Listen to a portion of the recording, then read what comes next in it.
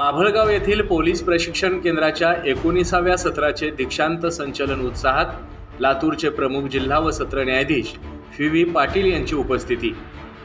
बाभळगाव या ठिकाणी सत्र क्रमांक 19 चा दीक्षांत समारंभ पार पडलेला आहे। या प्रशिक्षणासाठी एकूण 909 प्रशिक्षणार्थी उपस्थित होते। त्यांना मागील 9 महिन्यापासून कायद्याचे ज्ञान प्रशिक्षण तसेच ग्राउंडचं प्रशिक्षण देण्यात आलेलं आहे, कमांडो प्रशिक्षण देण्यात आलं आहे आणि आजपासून त्यांचं प्रशिक्षण संपलं असून उद्यापासून ते आपल्या सेवेसाठी तत्पर झालेले आहेत। आज संध्याकाळपर्यंत ते आपल्या घटकामध्ये रवाना होऊन आपली पुढील कारकीर्द सुरू करणार आहेत। त्यासाठी आज माननीय न्यायाधीश सर, आमचे प्राचार्य देवरे सर आणि सगळे मान्यवरांनी खूप मेहनत घेऊन दीक्षांत समारंभाचं आयोजन करण्यात आलं होतं।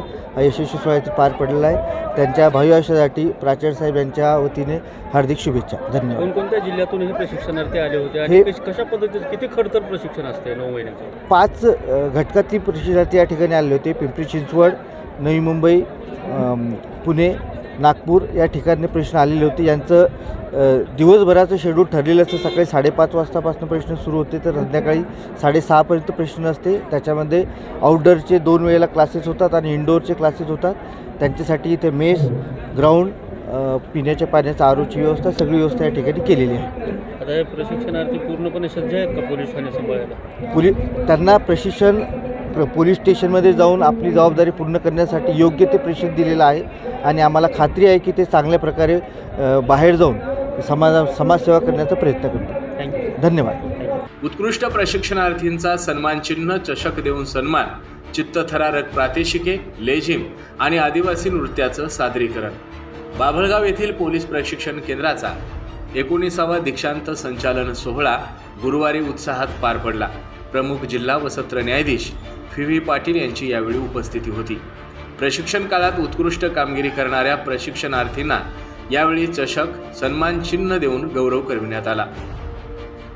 पोलीस प्रशिक्षण केंद्राचे प्राचार्य तथा अप्पर जिल्हा पोलीस अधीक्षक अजय देवरे, केंद्रीय राखीव पोलीस दलाचे सहाय्यक आयुक्त वाघ चौरे, प्रशिक्षणार्थी IPS अधिकारी नवदीप अग्रवाल यावेळी उपस्थित होते। प्रमुख जिल्हा व सत्र न्यायाधीश पाटील यांनी प्रारंभी परेड निरीक्षण केलं। त्यानंतर सर्व प्रशिक्षणार्थींना पोलीस प्राचार्य अजय देवरे यांनी कर्तव्य आणि जबाबदारीबाबत शपथ दिली। पोलीस प्रशिक्षण केंद्रातून प्रशिक्षण घेतलेल्या प्रशिक्षणार्थींना यावेळी आदिवासी नृत्य, लेझिम नृत्य सादर केलं।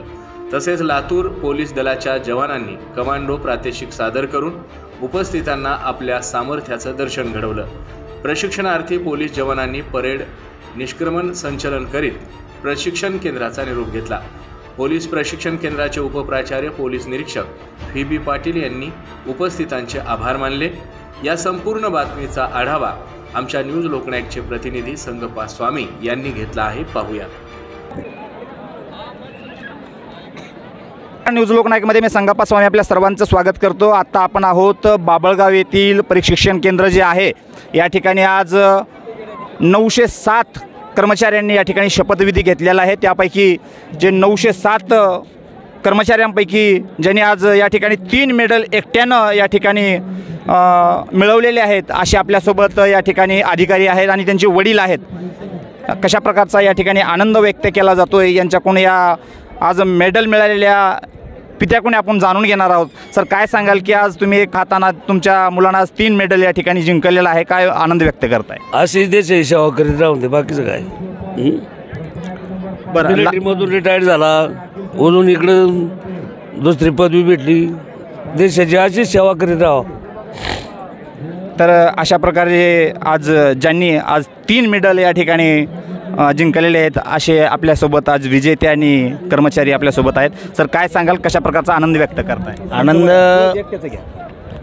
आनंद म्हणजे सगळं माझ्या आईवडिलांच्या आशीर्वादामुळेच झालं। ज्या स्थानामध्ये मी आहे हे सगळं माझी आजी आणि माझ्या आईवडिलांना मी अर्पण करतो। हे सगळं काय कष्ट आहे।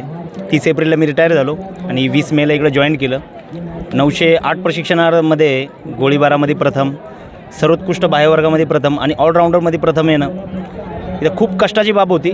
तरी पण प्रचंड तणाव घेऊन, कधी स्वतःला न हार मानता, प्रत्येक गोष्टीला फेस करून, आपली पावर दाखवून, लास्टला सगळ्यात जास्त गुण मिळवून इथं मी प्रथम आलो. हे आनंद आणि हे सुख माझ्या आईवडील आणि आजीला मी अर्पण करतो.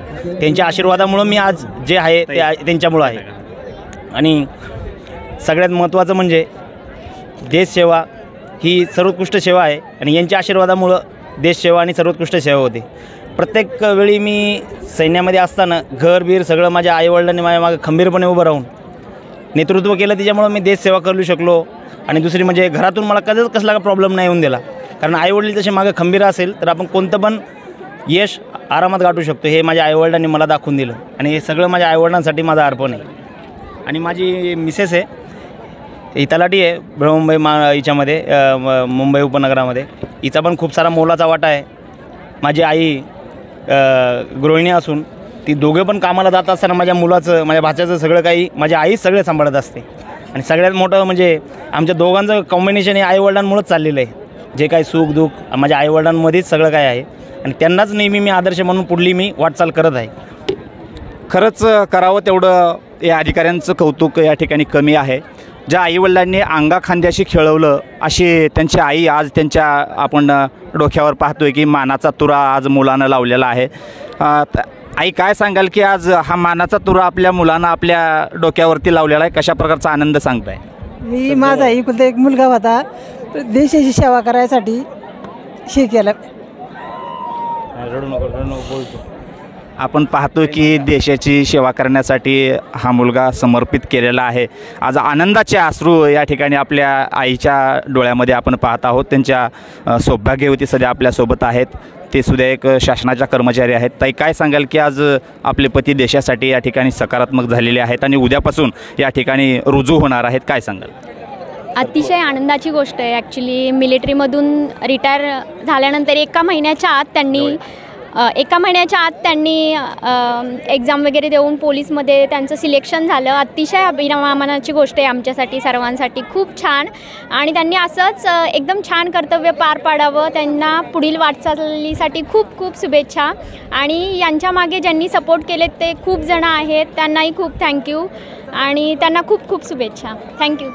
आज संपूर्ण कुटुंबातून यांना शुभेच्छाचा वर्षाव होतो आहे. ॲक्च्युली मी रिटायर झालो होतो 11 नोव्हेंबरला, म्हणजे माझी हे डेट आली होती.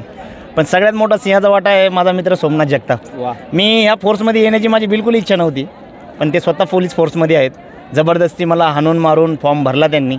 फॉर्म भरला माझी तरी पण इच्छा नव्हती. ते म्हणले काही नाही, इथं पण व्यवस्थित सेवा देशील तू. इच्छा नसताना मला एका ठिकाणी क्लासेसला लावले, बाबा थोडंसं गणित हे पूर्ण कर.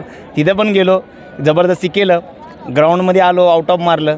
आज माझ्या प्रत्येक यशामागं हा माझा मोठा भावासारखा खांद्याला खांदा लावून माझा मित्र सोमनाथ जगताप असतो. खरंच मला खूप म्हणजे त्याचं कौतुक करणं तेवढं कमीच आहे. नेहमी सुखदुःखात हा माझा मित्र मला साथ देत असतो आणि त्याच्यामुळं आज मी ह्या स्थानावरती आहे. लय महत्त्वाची गोष्ट आहे. माझ्या फॉर्ममध्ये भरण्यापासून तर माझ्या यशापर्यंत सगळ्यात महत्त्वाच्या याच्यामध्ये सोमनाथ जगताप माझा मित्र माझ्या संगती आहे. ते मला खूप अभिमानाची गोष्ट वाटली. मित्राची कशा प्रकारची या ठिकाणी साथ मिळालेली आहे आपण पाहतोय. आज बाभळगाव प्रशिक्षण केंद्रामध्ये संपूर्ण महाराष्ट्रामधून कानाकोपऱ्यामधून 907 कर्मचाऱ्यांनी या ठिकाणी शपथविधी घेतलेला आहे आणि संपूर्ण ग्राउंड या ठिकाणी भरलेला आपल्याला पाहायला मिळत आहे. न्यूज लोकनायकसाठी मी संगाप्पा स्वामी, बाभळगाव.